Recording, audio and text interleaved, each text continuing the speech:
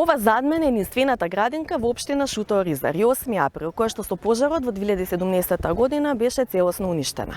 Со финансиска подршка на Кралството Норвешка, програмата за развој на Обединетите нации и ресорното министерство, таа беше реновирана и денес представува модерен, функционален, инклузивен и целосно енергетски ефикасен објект. Според податоците, само 4% од ромското население имаат некаква форма на рано образование, што дефинитивно влијае и на нивниот понатамошен развој.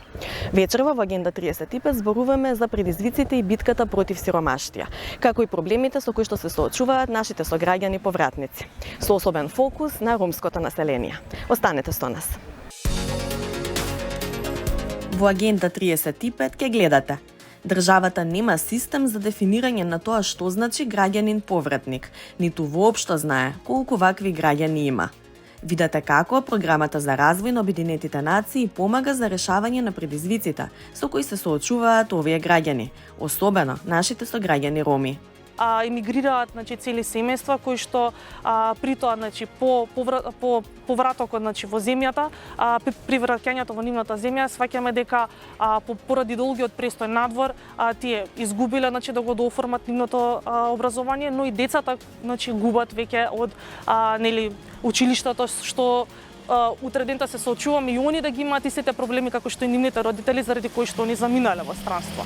Само што се спушти на едноцифрена стапка, војниот конфликт на Блискиот Исток е ризик повторно да се поттикне инфлацијата. Анализираме колку порастот на трошоците на живот ги погодува повеќе најсиромашните, отколку најбогатите граѓани. Гостин ни економистот Маријан Петрески. Се проценува дека кризата со повисоките цени, посебно ланската година, 2022, кога цените го достигнаа својот пик, проценката е дека таа криза втурнала во сиромаштија дополнителни 33.000 лица, од кои 1/3 или околу 10.000 биле деца. Следете на.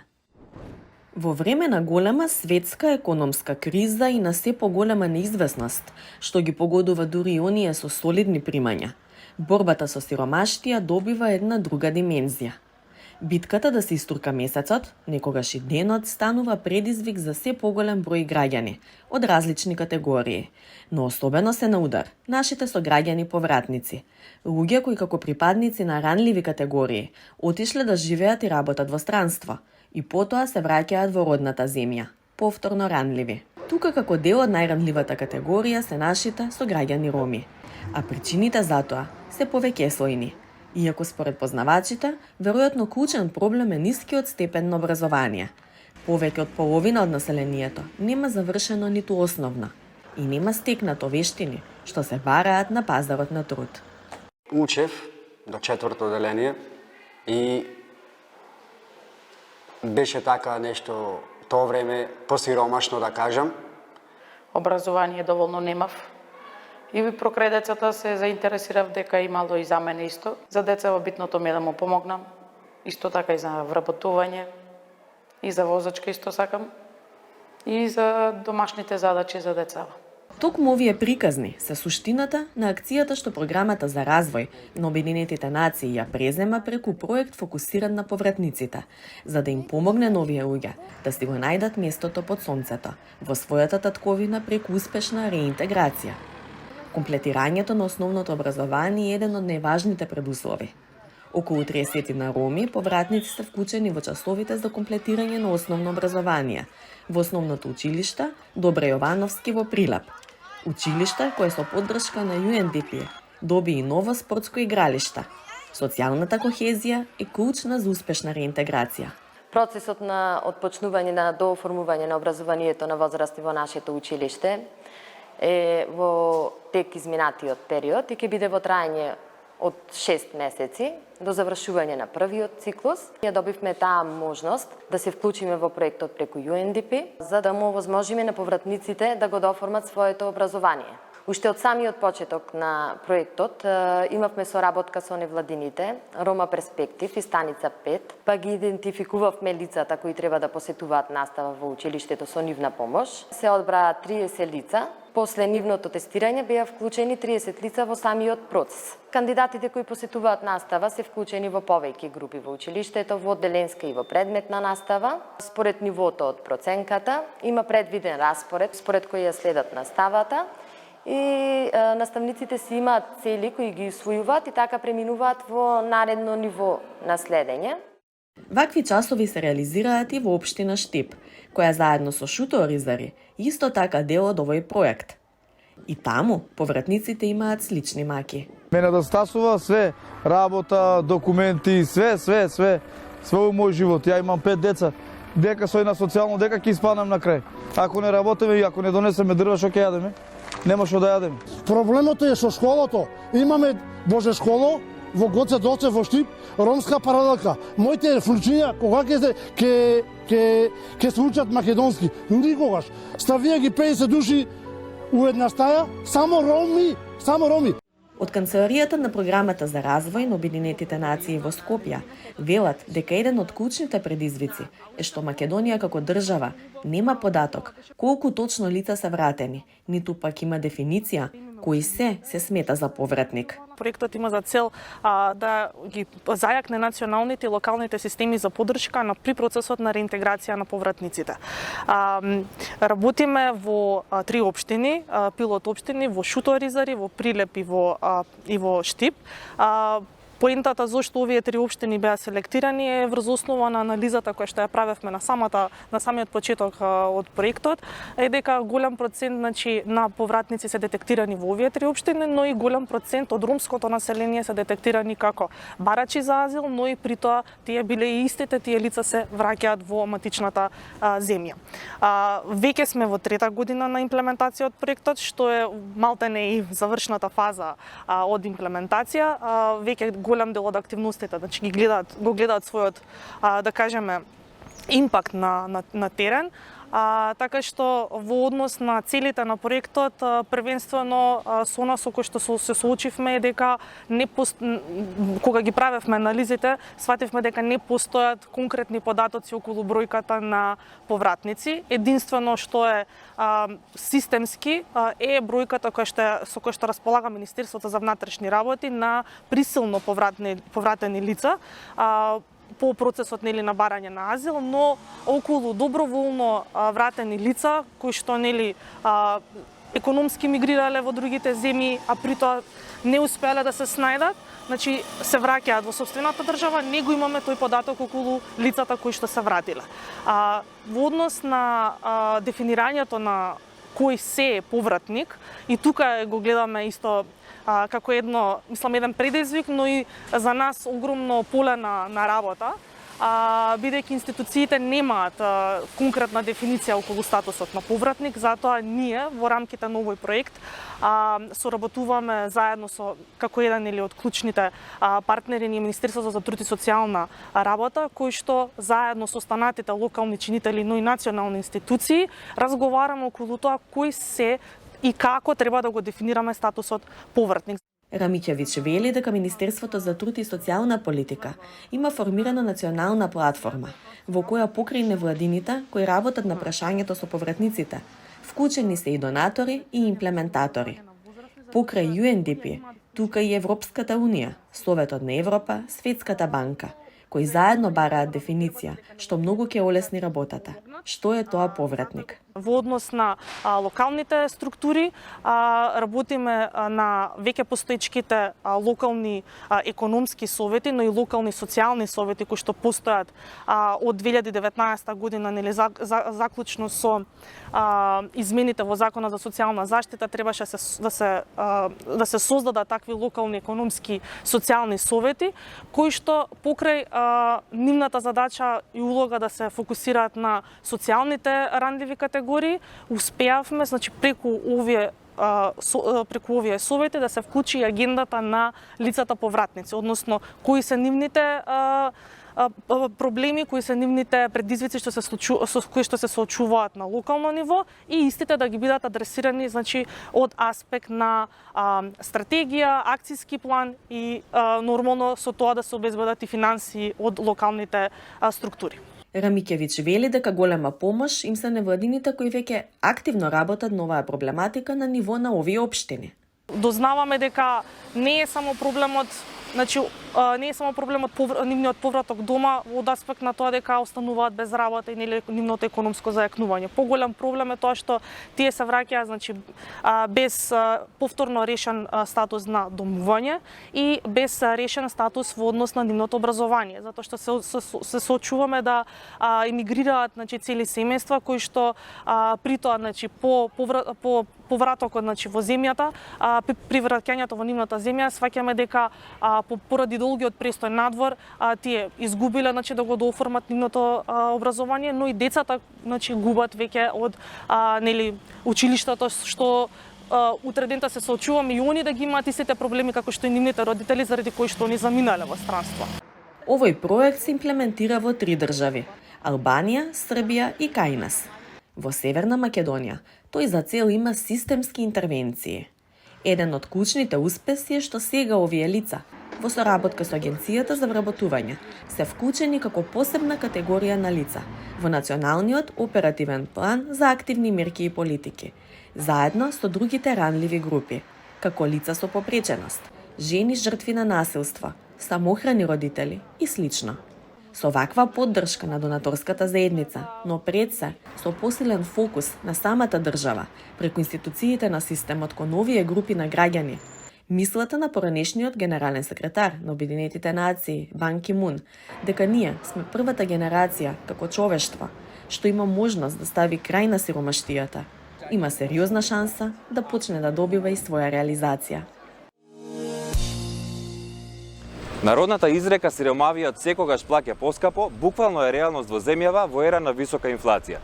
Трошоците за живот кај најсиромашните граѓани пораснале многу повеќе од што кај најбогатите, кај кои што личната инфлација е дури и под националниот просек.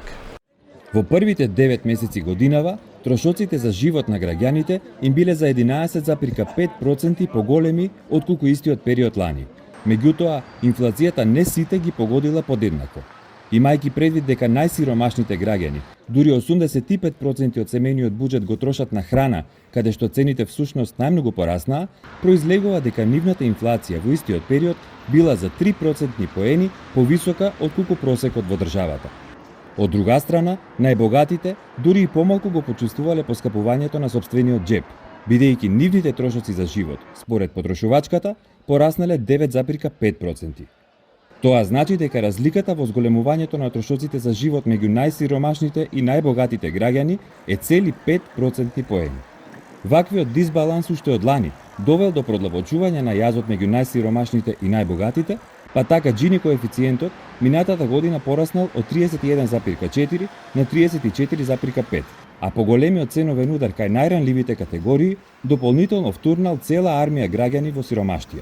Се проценува дека кризата со повисоките цени, посебно ланската година 2022 кога цените го достигнаа својот пик, проценката е дека таа криза втурнала во сиромаштија дополнителни 33.000 лица, од кои 1/3 или околу 10.000 биле деца. Сепак да нагласам дека ова е така наречената апсолутна сиромаштија, кога гледаме дали едно лице или домакинство е во сиромаштија според одредена фиксна линија, додека она што го публикува Државниот завод за статистика е во однос на релативна линија, тоа е медијалниот доход кој што веројатно во тековната криза и самиот тој претрпел промена. И таа бројка останува да ја видиме, се уште таа не е публикувана и за 2021 година, во очекување сме на таа бројка. А кога пазарот создава големи разлики, државата како коректор има задача истите да ги ублажува, но тоа подразбира таргетирани мерки насочени кон оние кои што се најзагрозени од кризата. Наспроти тоа, поголем дел од антикризните мерки на владата се линеарни, од кои бенефит имаат подеднакво и најсиромашните и најбогатите.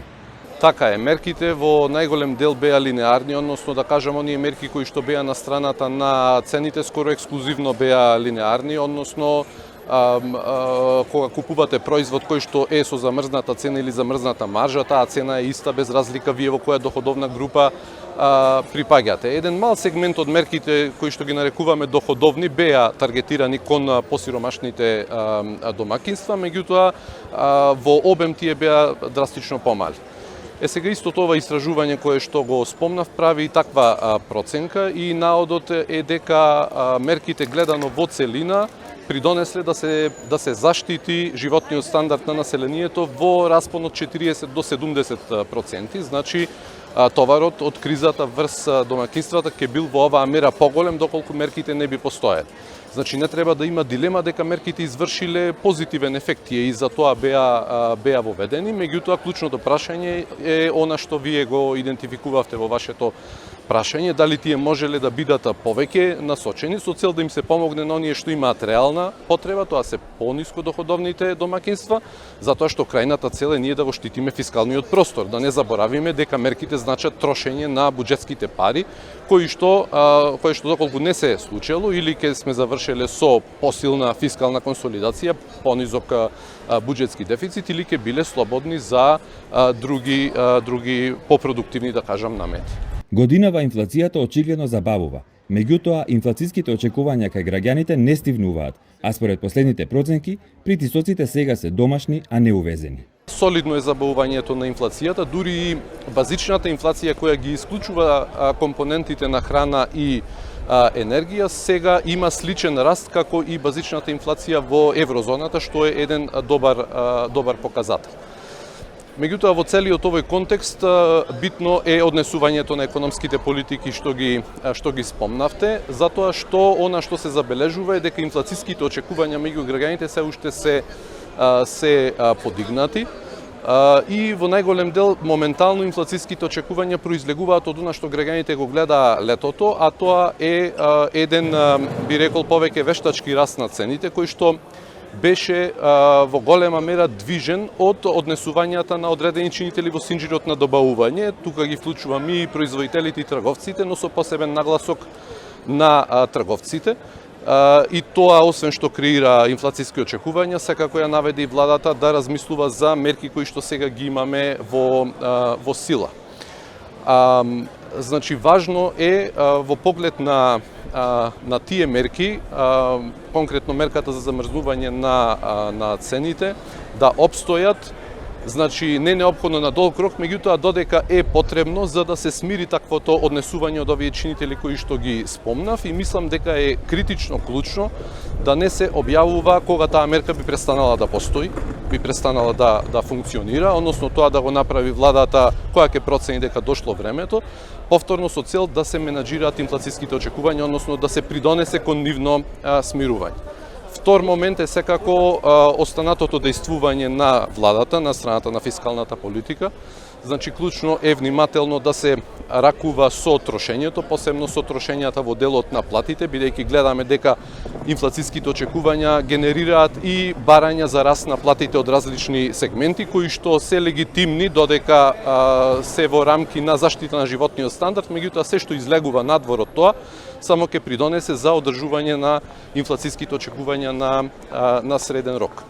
Перспективно, засега се чини дека ситуацијата во економијата е под контрола, но ризиците се уште постојат, особено откако избувна ново воено жариште на Блискиот Исток. Така е, неизвестноста, како што реков, е на сцена се уште, затоа што да не заборавиме сега како да излезе малку од фокусот конфликтот во Украина, меѓутоа тој се уште трае, а излезе од фокусот затоа што имаме ново жариште на Блискиот Исток, кое што значи судирот помеѓу Израел и Хамас, кој што е вака гледано можеби од полокален карактер, меѓутоа со потенцијал исто така да има глобални импликации, затоа што може да се прошири, може тука поинакво однесување да манифестира Иран, може да поттикне терористички напади на други места и така натаму, и сето тоа да се одрази врз глобалните пазари, посебно пак на пазарите на енергенти, бидејќи Иран е важен играч кај тие пазари на енергенти. Во моментов, значи, постојат ризиците, нема нивна материализација во оваа насока, меѓутоа носителите на политиките генерално и во Македонија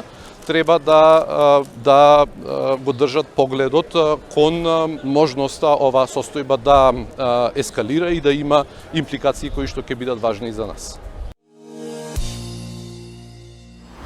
Оваа емисија беше изработена во соработка со Канцеларијата на Програмата за развој на Обединетите нации во Скопје. Следната недела се гледаме со нова тема. Останете со нас и со програмите на Македонската телевизија.